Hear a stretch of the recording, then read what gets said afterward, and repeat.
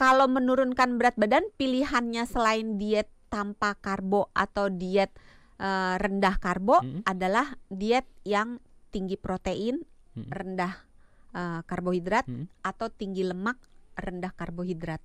Oke. Gitu.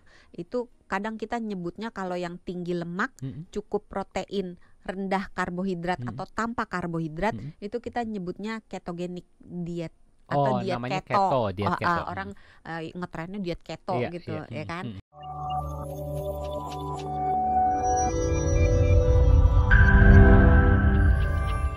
Kita mau compare dulu nih sebenarnya diet tanpa nasi.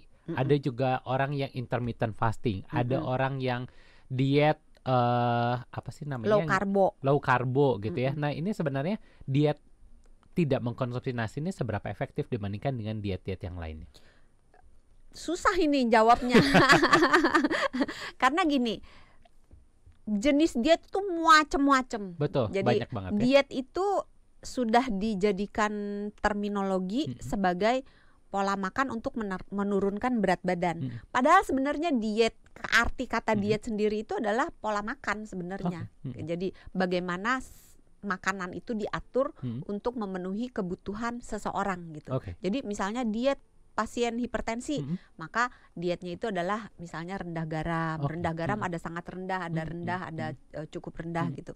Terus misalnya diet untuk pasien diabetes, maka artinya dietnya diet rendah karbohidrat gitu. Nah, tapi oleh masyarakat umum diet itu diartikan sebagai lagi diet, berarti lagi menurunkan berat badan gitu. Betul. Tergantung jenis diet yang mana yang tepat untuk kita, tergantung apa yang kita butuhkan, penyakit kita apa, goals kita, tujuan kita apa gitu. Jadi contoh, Hans deh maunya apa? Saya mau turun berat badan, mau gimana lagi ya? Oh iya, baru mau nanya nih, kayaknya udah gepeng begini gitu kan. Atau diet apa ya? Diet apa dong yang dok yang cocok? Biasanya sih kalau netizen ya anggaplah turun berat badan, turun berat badan ya. gitu kan. Nah, ketika diet menurunkan berat badan, ketika diet ditujukan untuk menurunkan berat badan, maka diet rendah karbohidrat atau diet tanpa karbohidrat merupakan pilihan yang baik untuk jangka pendek. Jangka pendek, artinya tidak untuk langsungkan setahun, 2 tahun gitu ya? Kalau untuk jangka panjang sampai sekarang penelitiannya belum kelar. Masih butuh waktu ya? Ya, jadi efek jangka panjangnya masih tanda tanya, walaupun beberapa penelitian mengatakan ketika niatnya itu untuk menurunkan berat badan, diet tanpa karbo atau rendah karbo hanya efektif di awal-awal, di jangka pendek gitu. Nah, diet kalau menurunkan berat badan pilihannya selain diet tanpa karbo atau diet rendah karbo adalah diet yang tinggi protein, rendah karbohidrat, atau tinggi lemak, rendah karbohidrat. Gitu. Itu kadang kita nyebutnya kalau yang tinggi lemak, cukup protein, rendah karbohidrat atau tanpa karbohidrat, itu kita nyebutnya ketogenic diet atau diet keto. Diet keto. Orang ngetrennya diet keto gitu, ya kan? Pernah nyobain nggak? Enggak. Saya segala dimakan dok. Kayaknya nggak bisa gitu ya kalau nggak makan karbo gitu ya. Betul. Apalagi kentang goreng kan pakai bumbu. Godaannya gitu ya. Asin, senang asin kan? Iya. Kita grup yang senang asin. Dok, sebelum lanjut nih, mau nanya dulu, ini banyak orang berasumsi kalau misalnya tepung ini juga menjadi salah satu hal yang cukup harus dihindari kalau lagi diet karena karbohidratnya katanya lebih tinggi daripada nasi, benar nggak? Kalau untuk menurunkan berat badan, untuk menjaga kadar gula darah, untuk orang-orang yang hipertensi gitu ya, itu memang harus menghindari gula dan tepung dan semua makanan yang menggunakan gula sebagai bahan bakunya dan tepung sebagai bahan bakunya. Kenapa? Karena gula dan tepung itu sudah dalam bentuk tanda kutip ya, ready to use. Mudah terserap ya. Jadi begitu kita makan, badan kita tidak membutuhkan banyak waktu untuk mengolahnya gitu. Jadi udah langsung bisa diserap dalam darah, langsung bisa meningkatkan gula darah. Saya tidak mengatakan ini jelek, karena efek ini bisa kita gunakan ketika kita sedang hipoglikemi. Jadi gula darah turun, maka perlu cepet kan naikin. Jadi kasih misalnya teh manis pakai gula pasir gitu, atau dikasih air madu gitu supaya gula darahnya naik cepet. Tetapi ketika orang ingin menurunkan berat badan, ingin mengendalikan gula darah, maka ini sebaiknya dihindari.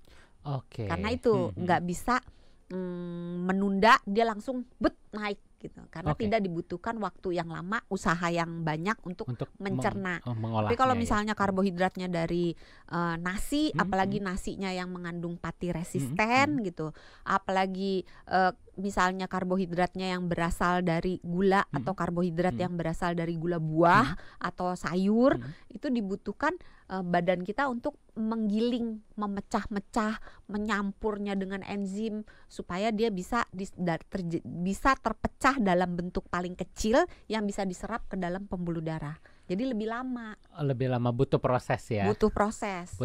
Jadi, untuk bisa dipecah. Lebih kenyangnya lebih awet lama.